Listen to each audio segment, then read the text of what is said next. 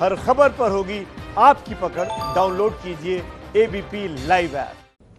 तो चलिए देखें, आपने वो 19 सवाल जो रिया चक्रवर्ती से किए गए और अब सीबीआई भी उस जांच को आगे बढ़ाएगी। तमाम हमारे सहयोगी फील्ड में मौजूद हैं। जिस तरीके से रिया चक्रवर्ती शक के घेरे में है और इस पूरी जांच के केंद्र में है, हमारे सहयोगी अंकित गुप्ता हमारे साथ जुड़ रहे हैं। राजकिशोर, बिल्कुल अंकित, सीधा सवाल।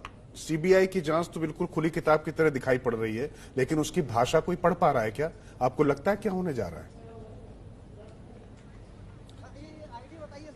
जी बिल्कुल नहीं, क्योंकि सीबीआई इस समय जिस पहलू पर जांच कर रही है ना, दूर से लग रहा है कि अच्छा सीबीआई ये कर रही है वो कर रही है, लेकिन अगर हम जो है उसको जो है साफ तौर पर अगर मॉनिटर करते हैं तो सीबीआई आज की तारीख में अभी भी होमिसाइड है या सुसाइड है, यानी कि सुशांत की हत्या हुई है या उसने सुसाइड किया है, इन दोनों ही पहलुओं पर जांच कर रही है। और जिस तरीके से लोगों से पूछताछ भी कर रही है, भले ही आज हम जो देख रहे हैं कि फाइनेंशियल एंगल पर भी पूछताछ कर रही है, लेकिन फाइनेंशियल एंगल पर भी ये जो पूछताछ इस वजह से की जा रही है, ये इंश्योर करने के लिए कि इन लोगों ने जो बातें कही हैं, यानी कि नीरज, सिद्धार्थ और दीपेश ने जो बातें कही हैं, रिया का जो अब तक उसके लिए जो सवाल तैयार किए गए हैं वो जो कैसे मदद करेंगे इस पूछताछ के आधार पर, तो वो बहुत सारे पहलू हैं जिनको ध्यान में रखते हुए सीबीआई अपनी जांच आगे बढ़ा रही है। और इस वजह से अभी ये कह देना कि सीबीआई किसी निष्कर्ष पे पहुंची है, शायद मेरे हिसाब से थोड़ा जल्दबाजी है, क्योंकि सीबीआई अभी भी ये सुनिश्चित कर रही है कि ये मर्डर है या सुसाइड। बिल्कुल अंकित, बने रहिए आप। और जिस जोश के साथ आप देखिए हमारे रिपोर्टर्स लगे हुए हैं और पल पल का सबसे पहला अपडेट आप तक पहुंचा रहे हैं। सीधे चलते हैं अपने सहयोगी जितेंद्र दीक्षित के पास। जितेंद्र, हम सिंगला साहब का ये इंटरव्यू दिखा रहे थे, आप लगातार वहां डीआरडीओ भवन के बाहर खड़े हुए हैं जहां सीबीआई का अपना अनुसंधान चल रहा है, क्या खबर है अभी तक? देखिए, जो सिंगला साहब ने कहा उससे ये प्रतीत होता है कि उन्होंने जो मुंबई पुलिस की थ्योरी थी कि ये सुसाइड है, उस पर उन्होंने सवाल उठाया है। और मुंबई पुलिस ने किस आधार पर इसे सुसाइड माना, तो वो उन तमाम लोगों के बयान हैं जो कि उस वक्त घर पर मौजूद थे, जैसे कि सिद्धार्थ पिठानी, नौकर नीरज और दीपेश। इन सबके बयान सीबीआई ने न केवल स्टडी किए हैं, बल्कि इन लोगों को ले जाकर घटना स्थल पर भी पहुंची है, वहां पर रिक्रिएट किया गया है और एक तरह से स्टेटमेंट को वेरीफाई करने की कोशिश की है कि ये जो बयान इन्होंने पुलिस को दिया था या सीबीआई को बता रहे हैं, वो सारी चीजें वैसी हैं कि नहीं। अब जो मुझे लग रहा है कि उस बारे में जो भी सबूत सीबीआई को जुटाने थे या एफएसएल के लोग जो वहां पर गए थे, एफएसएल के एक्सपर्ट जो वहां पर गए थे, उन्हें जो एलिमेंट्स जुटाने थे वो जुटा लिए गए हैं। और अब सीबीआई जो है जल्द ही निष्कर्ष पे पहुंच जाएगी या पहुंच चुकी होगी कि आत्महत्या का मामला है या फिर हत्या का। दूसरी तरफ अब हम ये देख रहे हैं कि फाइनेंशियल एंगल की भी जांच हो रही है। यहाँ पर सुशांत के सीए को भी बुलाया गया है और इसके साथ साथ में जो पहले के अकाउंटेंट थे रजत मेवाती, उनको भी बुलाया गया है। तो अब मुझे लगता है कि सीबीआई अपनी जांच फाइनेंशियल दिशा में आगे बढ़ा रही है। आप बने रहिए जितेंद्र दीक्षित हमारे साथ। तो सुशांत मामले पे लगातार हमारी नजर बनी हुई है। राजकिशोर, आपको याद होगा आरुषि केस, देखिए अगर जो पहली जांच है, जब पहली पुलिस टीम पहुंचती है, अगर मौके को सही से मुआयना ना किया जाए, फॉरेंसिक साक्ष्य सही से ना जुटाए जाए, तो आसान नहीं होता है सीबीआई के लिए भी। रुकेंगे एक बहुत छोटे से ब्रेक के लिए, फौरन लौट के आ रहे हैं। तो सीबीआई की जांच लगातार आगे बढ़ रही है। अंकित गुप्ता मेरे सहयोगी मुझसे जुड़ रहे हैं। अंकित, बात यह हो रही है कि अब फाइनेंशियल बेसिस पर यह जांच सीबीआई आगे बढ़ा रही है। यही सीबीआई जो है, ईडी जो है, वो फाइनेंशियल बेसिस पर जांच ऑलरेडी कर चुकी है, कुछ कॉन्क्रीट निकलकर सामने नहीं आया।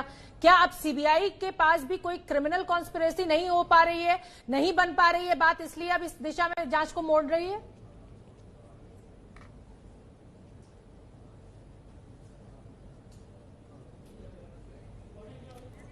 अंकित की आवाज नहीं आ पा रही, हमारा अंकित से संपर्क नहीं हो पा रहा है शोभना, लेकिन हम सीधे रुक कर लेते हैं जो डीआरडीओ भवन जहां पर सारी पूछताछ चल रही मुंबई में। हमारे सहयोगी जितेंद्र दीक्षित हैं। जितेंद्र, शोभना ने जो सवाल अंकित से पूछा था उसी सवाल को आगे बढ़ाते हुए कि आखिरकार जांच किस दिशा में जा रही है, क्योंकि क्रिमिनल कॉन्स्पिरेसी की जो बात कही जा रही है, आपराधिक साजिश का शायद अभी तक कुछ ऐसा सूत्र नहीं मिल पा रहा है।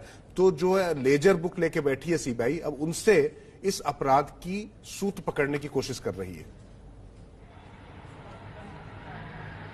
जी हाँ राजकिशोर जी, अब से आज 5वां दिन है मुंबई में सीबीआई ने जब अपनी जांच शुरू की है और यही जो डीआरडीओ का गेस्ट हाउस है, यहाँ पर अपना बेस कैंप बनाकर अपनी जांच कर रही है।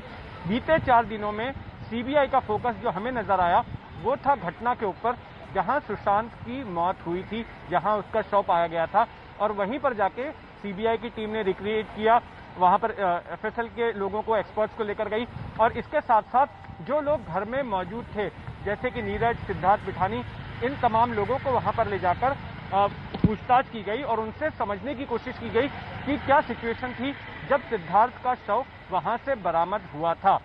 अब आज हम देख रहे हैं कि जिस तरह से सिद्धार्थ के फाइनेंसेस देखने वाले लोगों को बुलाया गया है, जैसे रजत मेवाती को बुलाया गया है, संदीप श्रीधर को बुलाया गया है, तो इससे एक चीज जो हमें पता चल रही है उससे यही संकेत मिल रहा है कि अब सीबीआई की जांच जो है दूसरे सिरे पर पहुंच गई है और फाइनेंशियल ट्रांजैक्शंस की अब जांच कर रही है, क्योंकि जो पटना पुलिस के पास FIR दर्ज हुई थी उसमें भी यही आरोप लगाया गया था कि फाइनेंशियल ट्रांजैक्शंस में गड़बड़ी की गई और रिया चक्रवर्ती और उसके परिजनों ने जो है सुशांत का पैसा अपने खातों में डाला और इस तरह के आरोप लगाए गए थे।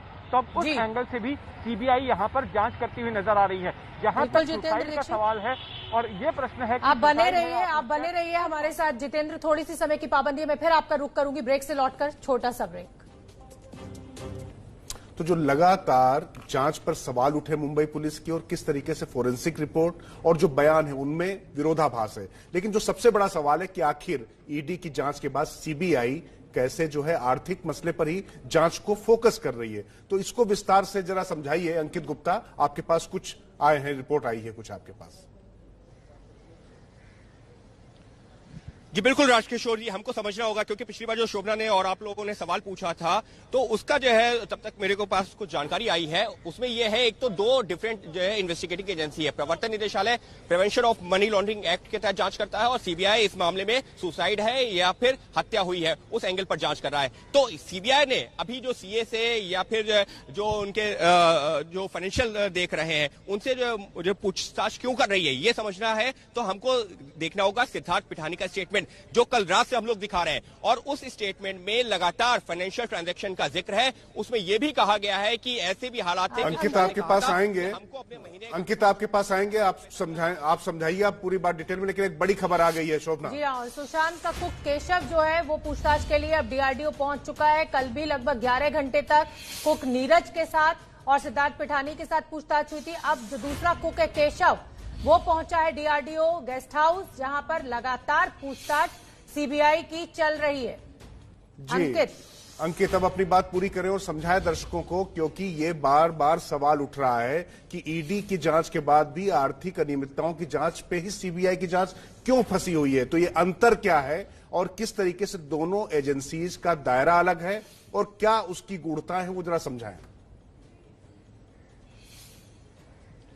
राजकिशोर जी, लेकिन मुझे लगता है इससे पहले हमको केशव के रोल के बारे में भी 30 सेकंड में समझा देना चाहिए और वो इस वजह से इंपॉर्टेंट है क्योंकि घर में उस दौरान 4 जो शख्स थे जिस दौरान सुशांत की मौत हुई थी। तो उस दौरान केशव था, उस दौरान दीपेश था, उस दौरान नीरज था और उस दौरान सिद्धार्थ था। 3 लोगों से लगातार पूछताछ जारी थी, लेकिन केशव अब तक सीन में नहीं आया था। पहली बार केशव सीन में आया है और केशव क्यों इंपॉर्टेंट है? केशव इस वजह से इंपॉर्टेंट है क्योंकि सुशांत को एक तरीके से आखिरी बार केशव ने देखा था। कैसे? क्योंकि जब जो सुशांत बाहर निकले अपने रूम से, उन्होंने नीरज से बातचीत की, उसके बाद अपने रूम में गए तो उनको जूस और केला किसने पहुंचाया था? जो जूस है सुशांत ने पिया भी था, केला नहीं खाया था, वो केशव ने दिया था। तो केशव वो शख्स जिसने, अगर हम कह सकते हैं कि आखिरी बार सुशांत सिंह राजपूत को जिंदा देखा था। इस वजह से केशव का रोल बहुत इंपॉर्टेंट है और अब पहली बार केशव सीबीआई के सामने जांच में शामिल हुआ है। अब दूसरी चीज जिसका हम लोग जिक्र कर रहे थे, फाइनेंशियल ट्रांजैक्शन वाला एंगल। अंकित, फाइनेंशियल ट्रांजैक्शन पर हम जाएंगे, लेकिन क्योंकि केशव पहुंच चुके हैं और मुझे जितेंद्र दीक्षित भी तस्वीर में दिखाई दे रहे हैं। जितेंद्र दीक्षित, जिस तरीके से कल तक नीरज और सिद्धार्थ पिठानी से पूछताछ हो रही थी, आज सिद्धार्थ पिठानी पहुंचे हुए हैं और दूसरा कुक केशव पहुंचा हुआ है। अंकित बता रहे हैं कि आखिरी टाइम पे जो जूस और केला दिया गया था वो इसी कुक के द्वारा दिया गया था। कितना अहम हो जाता है आज इसका सीबीआई की पूछताछ में पहुंचना? जी बिल्कुल, सीबीआई जांच के नजरिए से अगर देखें तो ये काफी अहम होता है क्योंकि जिन लोगों ने आखिरी वक्त में मृत शख्स से इंटरैक्ट किया था उनका बयान और उनकी दी हुई जानकारी काफी अहमियत रखती है और इसलिए इनको भी सीबीआई ने पूछताछ के लिए बुलाया। मैं आपको बता दूं कि सुबह से लेके अब तक 6 लोग सीबीआई के इस गेस्ट हाउस में पहुंच चुके हैं और उनसे पूछताछ हो रही है। कौन वो 6 लोग हैं जानते हैं मेरे सहयोगी मनोज वर्मा से। बिल्कुल, देखिए सुबह से जो है अब तक 6 लोग आ चुके हैं यहाँ पर, जिसमें नीरज यहाँ पर पहुंच चुका है, जिसके अंदर सिद्धार्थ पिठानी यहाँ पर पहुंच चुका है और सबसे थोड़ी देर पहले केशव यहाँ पर पहुंचा है। इसके अलावा संदीप श्रीधर जो सीए हैं सुशांत सिंह राजपूत के, वो यहाँ पर पहुंचे और रजत मेवाती भी यहाँ पर पहुंच चुके हैं। इसके अलावा एक शख्स और यहाँ पर पहुंचा है, उसको हम नहीं पहचान पाए हैं वो कौन है, लेकिन 6 लोगों से अंदर लगातार सीबीआई की जो पूछताछ है वो चल रही है, जिसमें वो 3 लोग अहम मौजूद हैं जो उस दिन घर के अंदर मौजूद थे और उनसे लगातार कई दिनों से पूछताछ चल रही है और आज ये पूछताछ का 5वां दिन है। यानी बहुत सारे सवाल अभी ऐसे सीबीआई के पास बाकी हैं जो उनसे पूछे जाने हैं और जो पूछे जा रहे हैं। जी, तो जैसा कि मनोज बता रहे थे कि 2 तरह के यहाँ पर लोग बुलाए गए हैं। एक तो जो घर में उस दिन मौजूद थे जिस दिन सुशांत की मौत हुई थी, और दूसरा जो कि सुशांत के फाइनेंसेस देखते थे, जिसमें रजत मेवाती शामिल है, इसके अलावा संदीप श्रीधर शामिल हैं। तो उन लोगों को भी पूछताछ के लिए यहाँ पर बुलाया गया है। अब तक कुल 6 लोग बुलाए गए हैं और उम्मीद की जा रही है कि कुछ और लोगों को यहाँ पर बुलाया जा सकता है। जी बिल्कुल जितेंद्र, ये तो आपने बता दिया कि 6 इन लोगों को बुलाया गया है सीबीआई के द्वारा जो सुशांत के इर्द गिर्द थे, लेकिन इसमें अभी एक बड़ा नाम रिया चक्रवर्ती, इंतजार उन्हीं का कि वो कब सीबीआई के द्वारा इंटेरोगेट की जाएंगी। छोटा सा ब्रेक, फौरन लौट के आ रहे हैं, बने रहिए एबीपी रिपोर्टर के साथ। तो चलिए एबीपी रिपोर्टर में आगे बढ़ते हैं। तमाम सहयोगी हमारे इस समय फील्ड में मौजूद है, डीआरडीओ गेस्ट हाउस पर जितेंद्र दीक्षित मौजूद है और अंकित गुप्ता भी मुंबई में मौजूद है जो इस पूरी जांच पर नजर बनाए हुए हैं। राजकिशोर, अंकित, सीधे मैं आपके पास रुक करूंगा। जो आप समझा रहे थे कि ईडी और सीबीआई की जो आर्थिक जांच है उसमें क्या भिन्नता है और दोनों क्यों जरूरी थी?